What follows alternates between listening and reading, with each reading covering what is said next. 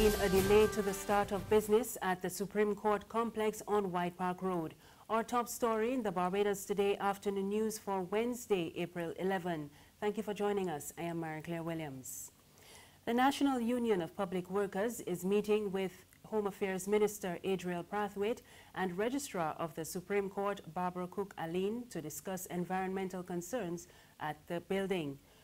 Workers walked off the job from as early as 8:30 this morning in protest.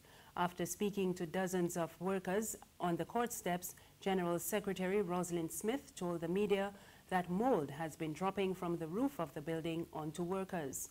She said the facility, which opened in 2011, is a sick building and workers could not operate under such conditions. Meanwhile, attorney-at-law Hal Gollop QC told reporters there have been previous concerns about the conditions at the court. From the first day this building opened, persons have complained about the environment in the building. I myself have had a few problems where my voice went in the early days, but it seems to have got worse for some people. So it's a long-standing problem that seems to have existed from the very opening of the building. In other news this afternoon, the Barbados Integrity Movement says if elected to government, it will return Rihanna Drive to its original name of Westbury Road. BIM's political leader and candidate for St. Michael West, Neil Holder, told a news conference this morning that the state of the road and the immediate surroundings do not reflect a fitting tribute to such a global icon as Rihanna. Instead, Holder is promising to rename the adjoining Spring Garden Highway the Rihanna Boulevard in the Barbados superstar's honor. Look at the neglect in that cemetery over there, where people like to choose to go through cemeteries and take photographs. If a tour bus decides to go in there just to take a spin, we have bush all over the place. This simply cannot continue. Barbados needs to be taken back, and it needs to be taken forward. And that is what we are going to do here as the Barbados Integrity Movement. Holder also revealed that a BIM government would scrap parliamentary privileges so that MPs can no longer hide behind this rule and defame people inside or outside of the legislature. Have parliamentary privileges because whatever you say on the floor of Parliament should stand up to public scrutiny. It should be honest, it should be true.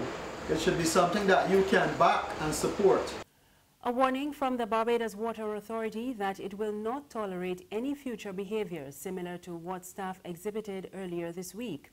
In a letter dated April 10 and addressed to the General Secretary of the Barbados Workers Union, Tony Moore, the BWA's General Manager, Keith Roy Halliday, charged that his workers called a meeting outside of the headquarters without his prior knowledge.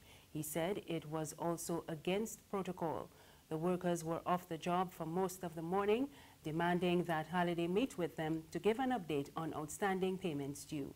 He said the company is making every effort to meet with staff, but he does not intend to be drawn into a potentially adversarial meeting. Halliday also told the union that he would not allow such behavior to continue. There's regional and international news after this short break.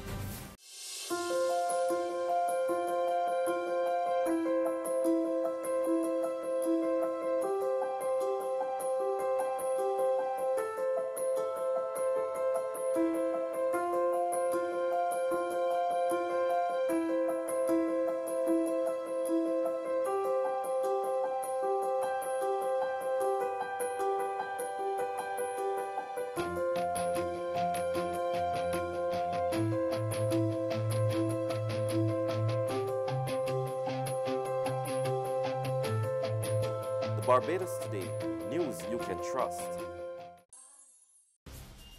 Thank you for staying with us. We're back with news from the region. And we go to St. Lucia, where the government has put the public on alert that motorists may soon have to pay more at the pumps. The announcement from the Junior Minister of Finance, Dr. Eubaldos Raymond, comes amid concerns of a review of the fuel price cap, following Prime Minister Alan Chastain's budget presentation last week. He says the move is necessary. We were not able to collect the full $4. There are times when we were at $3.60, $3.70, thereabouts.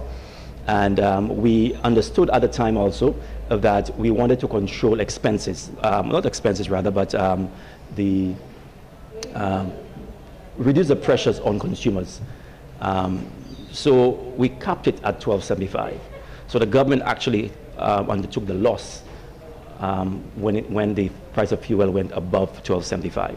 Is the government So we are saying that this time around, going forward, based on our budget, we realize that in order to sustain our road maintenance, we have to capture the $4 excise tax. Let's not forget that the prices of fuel in St. Lucia is not controlled merely by the government. It's always our external factors.